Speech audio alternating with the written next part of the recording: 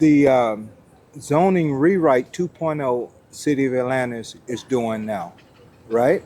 Okay. Okay, and a part of that zoning rewrite, they're implementing what they call form and function, which tells you what kind of house you can put on your property, which I think is a violation of freedom of speech or freedom of expression. So some of these modern homes that are next to some of these other traditionally homes are they're trying to mitigate that. So I don't think that they could put that in it, even if the city council approves it. I don't think they could do that in that it's a freedom of homeowners expression.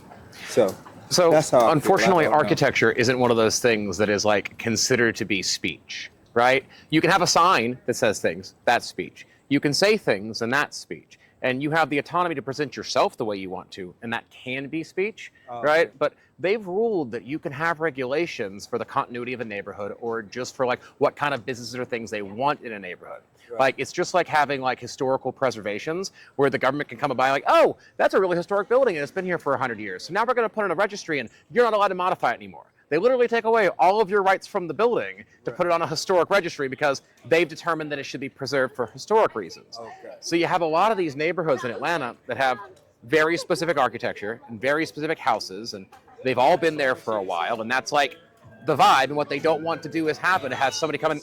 It's less about modern homes, right? Okay. And it's more about they don't want in like take, I don't know, little 5 points, all those little bungalows, all those little things, single family homes, right? They don't want developers coming in and putting up like high, like 5-story townhomes, Right. right? Because that's not going to mark like architectural. The reality is they just don't want to increase like the amount of occupancy there. So Gotcha. that's why they're doing it. Right.